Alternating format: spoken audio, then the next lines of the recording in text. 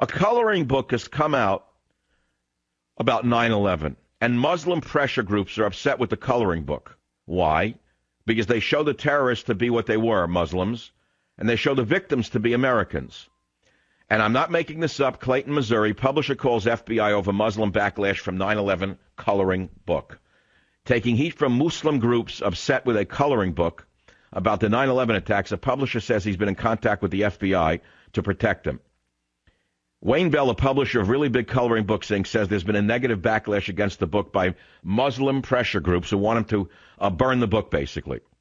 And he said there are people from Al Jazeera that have called, people from Iranian TV, people from Palestinian Hamas TV.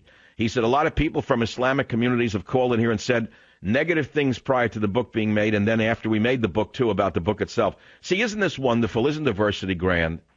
That you bring Muslims into the country, and now they want to tell you what books you can publish and what books you can't publish. Now, what is in the book that's negative? You decide whether it's a negative book or not.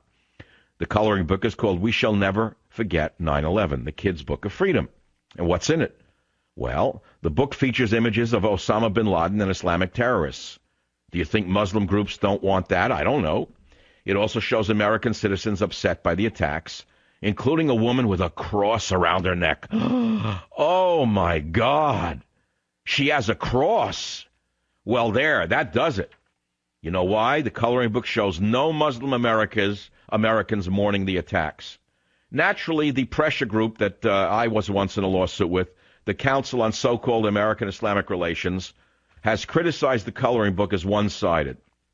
The publisher was asked to explain the absence of patriotic Muslim Americans in the book who are also opposed to the attacks.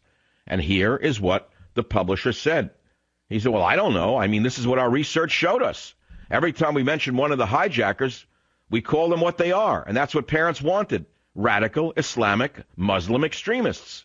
And every time we mention one of the hijackers, like the three guys that drove the plane into the Pentagon, there's nothing else you can call them. I mean, what do you think? They're having a bad hair day? The book has been selling very briskly. And, of course, that's making some Muslims very unhappy that people see somebody with a headscarf, a mask, a gun, and a book in their hand with bombs going off. And a woman crying is wearing a cross. Isn't America great? Isn't it a great country? Well, God bless these people for publishing the book.